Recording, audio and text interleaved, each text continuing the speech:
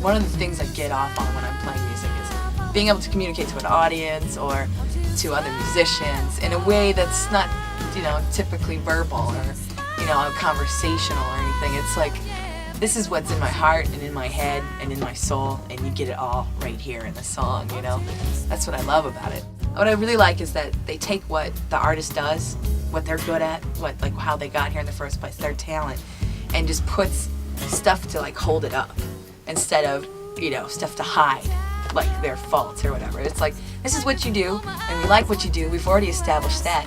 Now this is what I do, and this is gonna just support everything that you do. And it's great because I can still hear my song that I wrote, it's there. It's been a blast, writing music with people, and, stopping that for a while and going and writing some more by myself. It's great, it's been great. Acoustic Chicago, strip it down. What do you got to show me in an acoustic form? It's great. It's good to just get out of the way of the music. I think songs write themselves, and then a songwriter is there, to excavate it, it's like a sculpture. You get the big piece of marble and then you chip around it until you got the sculpture. I think that's what a song is, but it's already there.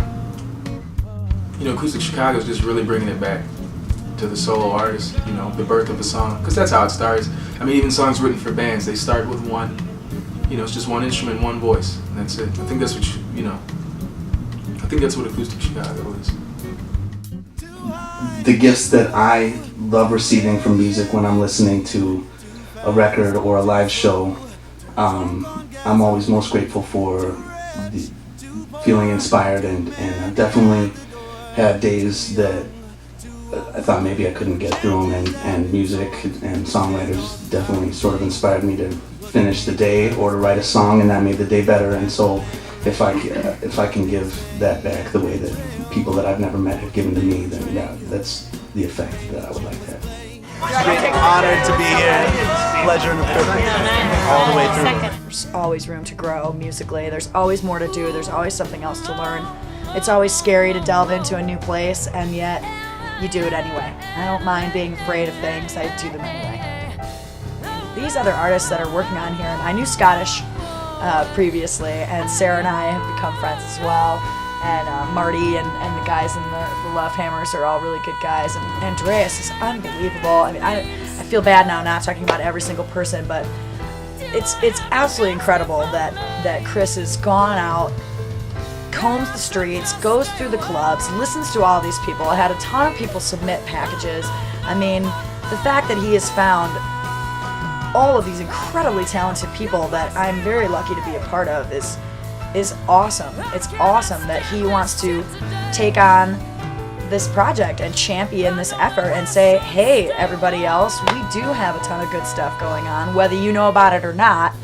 Now here you go. Now you get to know about it. Now you can hear it, and now you can experience it and know that, yes, we do still have a live, thriving music scene here, and maybe it's just the public eye that doesn't get to see us all the time.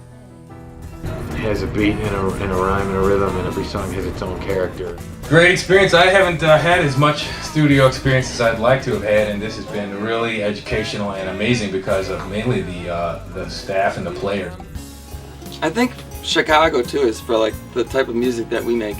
We're not like a tastemaker band. We're not like some brand new style that everybody's doing. It's got a disco beat and it's hot at the moment. We never subscribed to that. We loved a certain form of music, and we always made that style of music. And in some ways, a lot of ways, it's helped us because we have a massive fan base. But from like the tastemakers and the record label insiders, they're like, oh, it's not what's now, or it's not cool enough, it's not indie enough, it's not cred enough. But we've totally eclipsed all that because we built it so big that when we finally got our chance, we already had a really strong fan base for the music that we love to do. And the Midwest really embraced our style of music, and once it got outside of there, we saw, wow, a lot of people are really digging this. So what I love about Chicago is they know what they like, and they'll go watch it, and they'll pay for it, and they'll buy CDs, and they'll like come to your parties. And I think in LA or and sometimes New York, it's about what's hot at that moment. They won't take a chance on something that they actually like because it's not quote unquote cool.